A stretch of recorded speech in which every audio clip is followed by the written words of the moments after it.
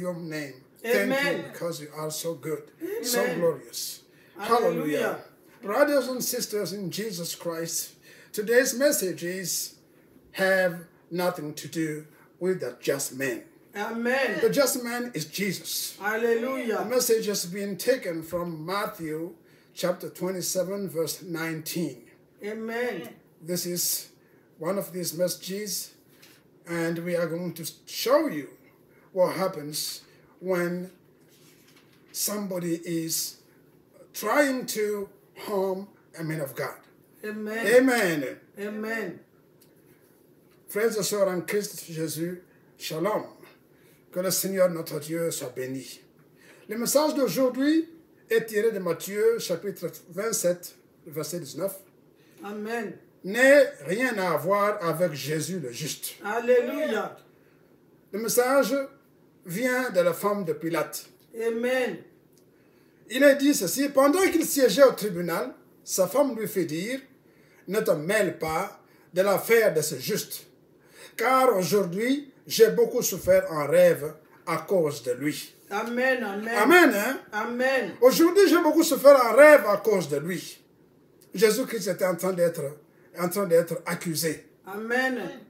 Une accusation qui n'a une affaire qui n'a été qu'injuste du début jusqu'à la fin. Alléluia. Bien-aimés, nous cherchons tous la prospérité. Mais la prospérité a des lois pour l'acquérir. Amen. Selon Dieu.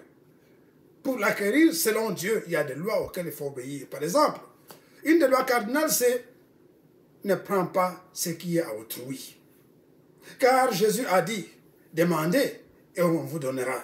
Cherchez et vous trouverez. Amen. Frappez et l'on vous ouvrira. Alléluia. Car quiconque demande reçoit, celui qui cherche trouve, et l'on ouvre à celui qui frappe. Amen. On ouvre à celui qui frappe. Voilà ce que Jésus a dit. C'est pourquoi Dieu a, pour chacun d'entre tous ses enfants, il a quelque chose qu'il doit lui donner. Amen. Dieu bénit tous ses enfants. Dieu bénit tous ceux qui viennent à lui. Dieu bénit tous ceux qui l'aiment. Si quelqu'un n'obéit pas à ses commandements, si quelqu'un voudrait ravir ce qui a un autre, ça devient une désobéissance. Amen, amen. Ça devient une désobéissance. Bien aimé, quand on use de force pour ravir, de force ou de malice, pour prendre les biens d'autrui, cela constitue une désobéissance. qui a souvent des répercussions graves et parfois générationnelles, comme il est dit dans Exode chapitre 20, le verset 5, que nous allons lire. Le Seigneur dit ceci: car moi l'Éternel, ton Dieu, je suis un Dieu jaloux, qui punit l'iniquité des pères sur les enfants jusqu'à la 3e et la 4e génération de ceux qui me haïssent. Amen. Et qui fait miséricorde jusqu'à 1000 générations à ceux qui m'aiment et qui gardent mes commandements. Alléluia. Bien-aimé, la Bible dit, Dieu dit qu'il punit l'iniquité des pères sur les enfants jusqu'à la 3e ou la 4e génération. Amen. Bien-aimé, ceci veut dire, beaucoup de gens comprennent ce passage d'une façon pas très claire. Quand Dieu dit la 3e à 4e génération, ce n'est pas d'une façon linéaire. Amen. Ça veut dire première génération, deuxième génération, troisième. Non, non, non, ce n'est pas comme ça. Ce n'est pas comme ça. C'est cyclique. Amen. Ça veut dire quoi? Celui qui a commis une infraction selon Dieu, la désobéissance selon Dieu, est maudit. Son fils est maudit. Parce que la vie de l'âme se transmet par le sang. Amen. Maintenant, son fils, à lui, donc la première génération, quand cet homme-là, qui a toujours cette malédiction n'a pas été coupée, il va avoir son enfant, celui-là aussi sera maudit. Amen. Ainsi de suite. C'est cyclique, c'est générationnel. Voilà pourquoi il dit de 3e jusqu'à la 4e génération. Amen. Ça ne veut pas dire que dès que ça arrive à la 4e génération, c'est fini. Non, ça s'est transmis jusqu'à ce que quelqu'un va recevoir Jésus-Christ et va briser cette malédiction. Amen. Mais alors, si quelqu'un a déjà reçu Jésus-Christ, la Bible dit en Hébreux chapitre 6, le verset 4, il dit ceci: à ceux qui ont été éclairés, qui ont goûté du Saint-Esprit, qui ont reçu les bienfaits de Dieu, quand ils se méconduisent, Amen. quand ils brisent la loi, Alléluia. quand ils commettent le péché intentionnellement, alors pour eux, il n'y a plus de repentance. Alléluia. Il n'y a plus de repentance pour eux. Bien aimé, voilà justement ce dont nous sommes en train de parler ici. Il n'y a plus de repentance pour ceux qui commettent le péché, pour ceux qui veulent ravir les biens d'autrui. Amen. Et qui le font intentionnellement. Amen. Bien aimé, Dieu est merveilleux. Quand vous faites ça intentionnellement, il n'y a plus de repentance pour vous. Bien aimé, celui qui a dit, tu n'auras pas d'autre Dieu devant ma face, c'est aussi celui qui a dit, tu aimeras ton prochain comme toi-même. Amen. Tu ne convoiteras point la maison de ton prochain, tu ne convoiteras point la femme de ton prochain, ni son serviteur, ni sa servante, ni son bœuf, ni son âne, ni aucune chose qui appartienne à ton prochain. Amen. Exode chapitre 20, verset 17. Bien-aimé, la Bible abonde en exemple de personnes qui ont frauduleusement acquis des biens d'autrui et qui ont payé un prix très cher pour cela. Amen. Certains ont même hypothéqué leur progéniture, comme le prouvent les cas que nous allons citer ci-dessous. Quels sont ces cas? En Genèse, chapitre 12, le verset 11 à 19, il est question d'Abraham.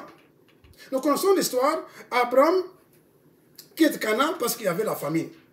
Il va en Égypte. Amen. Amen. Quand il va en Égypte, il va avec sa femme, ses serviteurs et tous ceux qui étaient avec lui. Arrivé à la porte de l'Égypte, à la frontière, il dit à sa femme, le pays où nous allons entrer ne connaît pas Dieu. Alors, je sais que tu es très belle. Comme tu es très belle, s'il voit que sûrement Pharaon va te prendre pour femme, alors ne lui dis pas que tu es ma femme, parce que là, il va me faire périr. Alléluia. Dis-lui que tu es ma soeur. Amen. Alors, comme ça, ils te recevront. J'aurai même un peu de faveur. Amen. Le reste, on va voir. Alléluia. Dieu va arranger ça, mais dis-leur que tu es ma soeur. Effectivement, quand ils arrivent, ils entrent, ils sont épris de la femme d'Abraham et Sarah, et Sarah va devenir la femme de Pharaon. Amen. On va la préparer pendant quelques mois pour qu'elle puisse être, bien selon les lois de Pharaon. Et au moment où Pharaon veut toucher à la femme, Dieu intervient. Alléluia. La Bible dit que l'Éternel frappa de grandes plaies Pharaon et sa maison au sujet de Sarai, femme d'Abraham. Amen. Dans le rêve, Dieu parle à Pharaon. Pharaon dit, mais hey, moi je n'ai rien fait. Je n'ai rien fait de mauvais. Quand ils sont arrivés, Abraham m'a dit que c'était sa soeur. Pour ça, je l'ai pris. Alors, si je ne vois pas pourquoi, je l'ai prise parce que il m'a dit que c'était sa femme. Alors, Amen. pourquoi je dois souffrir? Pourquoi moi je dois souffrir, moi et ma famille? Le Seigneur lui dit, pas question. Lâche-la. Amen. Laisse-la partir. Et pendant ce moment, Pharaon souffrait une grande plaie. Amen. Et Abraham a fini par prier pour lui. Il a récupéré sa femme et Pharaon a dit tout ce que cette femme a touché, je ne vais plus le voir, c'est fini. C'est comme ça que Agar, sa servante, partira avec Sarah. Amen. Bien aimé, ça ne termine pas là. Abraham aura encore un autre problème Amen. avec Abimelech. La même situation va se produire. Les mêmes faits ont produit les mêmes causes ont produit les mêmes effets. Abraham avait eu peur d'Abimelech. Il va dire encore à sa femme, dis-leur que tu es ma soeur. Le Seigneur va finir par intervenir puisque Abimelech a fait enlever Sarah. Quand il a fait enlever, le Seigneur lui a parlé en songe. Il lui dit, fais gaffe. Cette femme-là est mariée. Si tu oses la toucher, je te tue. Amen. Hein? Amen. Abraham disait de Sarah, sa femme, c'est ma soeur. Abimelech, roi de Guérar, fit enlever Sarah. Alors, Dieu apparut en songe à Abimelech pendant la nuit et lui dit, voici, tu vas mourir à cause de la femme que tu as enlevée. Amen. Car elle a un mari. Amen. Dieu lui dit en songe, je sais que tu agis avec un cœur pur, aussi t'ai-je empêché de pécher contre moi. Amen. Abimelech a agi, il a parlé avec Dieu, il a dit non, je ne vois pas ce que j'ai fait de mauvais.